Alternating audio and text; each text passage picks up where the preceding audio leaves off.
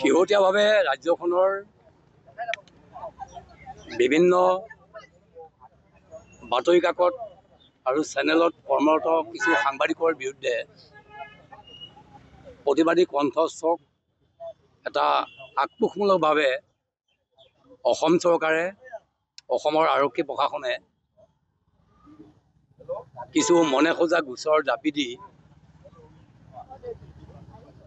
গ্ৰেপ্তাৰ কৰাৰ প্ৰতিবাদত আজি মৰিগাঁও জিলা সাংবাদিক সংস্থাই জিলাখনৰ সমূহ সংবাদকৰ্মীৰ লগতে মৰিগাঁৱৰ একাধিক দল সংগঠনৰ অনুষ্ঠান প্ৰতিষ্ঠানৰ সহযোগত আজি মৰিগাঁও সদৰ বিহুতলীত 11 বজাৰ পৰা 1 বজালৈ আমি দুঘণ্টীয়া অৱস্থান প্ৰতিবাদী কাৰ্যসূচী হাতত লৈছোঁ।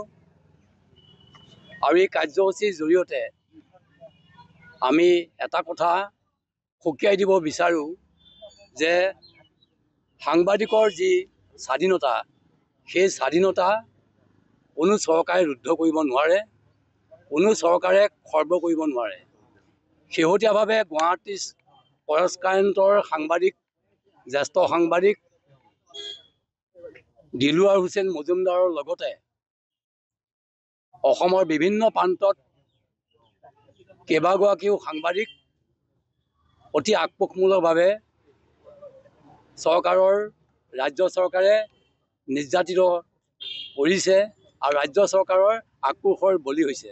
আমি তাৰ প্ৰতিবাদত আজি মৰিগাঁও জিলাৰ সমূহ সাংবাদিকে এই ৰাজপথলৈ ওলাই আহি প্ৰতিবাদ সাব্যস্ত কৰাৰ লগতে যে সাংবাদিকসকলৰ ওপৰত যাতে এনেধৰণৰ বৰ্বৰিচ্ছৰ আক্ৰমণ নহয়, তাৰ বাবে আমি চৰকাৰখনৰ প্ৰতি দাবী জনাইছোঁ। আৰু এই যি চৰকাৰৰ যি আক্ৰোশমূলক যি প্ৰতিবাদ, আক্ৰোশমূলক যি নিৰ্যাতন, আক্ৰোশমূলকভাৱে যি গ্ৰেপ্তাৰ কৰিছে, এইটো বন্ধ হ'ব লাগিব। আৰু নহ'লে ৰাজপথলৈ সমূহ সাংবাদিক ওলাই আহিবলৈ পৰৱৰ্তী সময়ত সাজু থাকিব।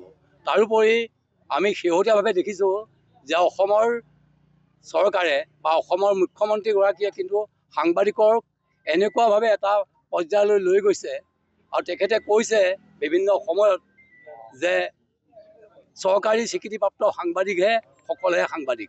কিন্তু এইটো কথা আমি সকীয়াই দিব বিচাৰোঁ পুনৰ যে অসম চৰকাৰৰ কোনো স্বীকৃতিপ্ৰাপ্ত সাংবাদিকেই নহয়, অসম চৰকাৰৰ কোনো বহতীয়া নহয়। সাংবাদিক হ'ল জনতাৰ মানুহ, ৰাইজৰ মানুহ, আৰু ৰাইজৰ হকে জনতাৰ হকে তেওঁলোকে মাত মাতি যাব। এইটো কোনো ধৰণৰ অসম চৰকাৰে সাংবাদিকক চাৰ্টিফিকেট দিব নালাগে আৰু সাংবাদিকক কোনো ধৰণৰ স্বীকৃতি প্ৰদান কৰিব নালাগে। আজি যুগে যুগে ধৰি বহু সাংবাদিকে তেওঁলোকৰ ৰাজ্য চৰকাৰৰ অন্যায় অবিচাৰৰ বিৰুদ্ধে কিন্তু প্ৰতিবাদী কণ্ঠস্থ আছে। কলম কেতিয়াও বন্ধ নহয় আৰু কোনো ধৰণৰ সাংবাদিকে যেতিয়াও ৰজাঘৰলৈ কিন্তু ভয় ভীতি প্ৰদৰ্শন নকৰে।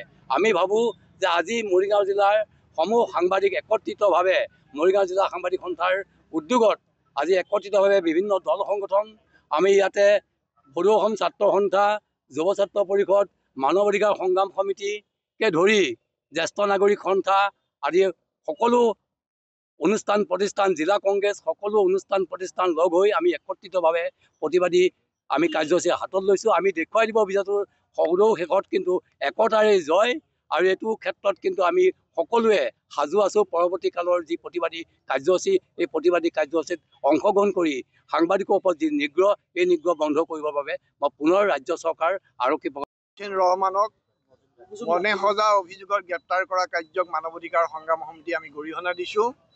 আৰু কোনো ধৰণৰ ষড়যন্ত্ৰৰ আশ্ৰয় নলৈ তেওঁক ইতিমধ্যে আদালতে যি বেইলত মুক্তি দিয়াৰ নিৰ্দেশ দিছে তাক কাৰ্যকৰী কৰিব লাগে, যাতে ভুৱা গোচৰ এটাৰ পাছত এটাকে জাপি দিয়া নহয়।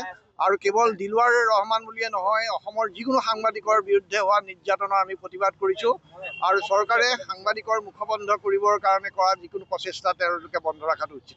দিলৱাৰ হুছেইনক আচলতে যিদৰে ইটোৰ পাছত সিটো গোচৰ জাপি দি তেওঁক ষড়যন্ত্ৰমূলকভাৱে তেওঁক গ্ৰেপ্তাৰ কৰিছে, এই ঘটনাক আমি সদৌ অসম ছাত্ৰ সন্থাই তীব্ৰভাৱে গৰিহণা আৰু ধিক্কাৰ জনাইছোঁ। আচলতে বিজেপি নেতৃত্বাধীন চৰকাৰখন যে আছিলে ফেচিবাদী চৰকাৰ, এখন ফেচিষ্ট চৰকাৰ, সেই কথাটো পুনৰবাৰ প্ৰমাণিত হৈছে। কাৰণ এই চৰকাৰখনৰ দিনত সাংবাদিকে বাতৰি আচলতে পৰিৱেশন কৰিব গ'লে তেওঁলোকক ষড়যন্ত্ৰমূলকভাৱে গ্ৰেপ্তাৰ কৰে। যদি দল সংগঠনে তেওঁলোকৰ বিৰোধিতা যদি আন্দোলন কৰে, আৰক্ষী বৰ্বৰতা দেখুৱাই আৰক্ষী দমন নীতিয়ে তেওঁলোকক বাধা প্ৰদান কৰে। কবিসকলে যদি তেওঁলোকৰ চৰকাৰখনৰ বিৰুদ্ধে যদি সুৰ বুজাই তেওঁলোকে মনৰ ভাৱ কবিতা আকাৰে প্ৰকাশ পায়, সেই কবিসকলক গ্ৰেপ্তাৰ কৰে। আচলতে এই চৰকাৰখনে চৰে চৰে শাসন চলাই আছে। এই চৰকাৰখনৰ দিনতে সংবাদ কৰ্মীসকলক, বিশেষকৈ যাক আমি গণতন্ত্ৰৰ চতুৰ্থ স্তম্ভ বুলি কওঁ, এই সংবাদ কৰ্মীসকলক তেওঁলোকে ইটোৰ পাছত সিটোৰ আক্ৰমণাত্মক ঘটনা ঘটাই আহিছে। কাৰণ বাতৰি পৰিৱেশন কৰিব গ'লে তেওঁলোকক ষড়যন্ত্ৰমূলকভাৱে গ্ৰেপ্তাৰ কৰে, বহুতক তুচ্ছ তাচ্ছিল্য কৰে সংবাদ কৰ্মী সংবাদ গোষ্ঠীসকলক, আৰু বহুতো আচলতে টিয়াৰ গেছ প্ৰদান কৰে যদি আন্দোলন কৰিবলৈ যায়। গতিকে এই চৰকাৰখনে চৰে চৰে শাসন চলাইছে। গতিকে আজি এই কাৰ্যসূচীৰ পৰা আমি স্পষ্টভাৱে এই বিজেপি নেতৃত্বাধীন চৰকাৰখনক সকীয়াই দিব বিচাৰিছোঁ। আপোনালোকে যি এই আৰক্ষীক চাবি দিয়া পুতলাৰ দৰে ব্যৱহাৰ কৰি আছে দমন নীতি চলাবলৈ, গতিকে সেইটো আপোনালোকে বন্ধ কৰক। আৰু আপোনালোকে যিমানেই দমন নীতিৰে আপোনালোকে যিমানে ভয় ভাবুকিৰে আমাৰ কণ্ঠ ৰোধ কৰাৰ চেষ্টা কৰিছে, সংবাদ কৰ্মীসকলৰ কণ্ঠ ৰোধ নহয়, আমাৰ বুদ্ধিজীৱীসকলৰ কণ্ঠ ৰোধ নহয়, বিভিন্ন দল সংগঠনৰ কণ্ঠ ৰোধ নহয়, সেই কথাটো স্পষ্ট।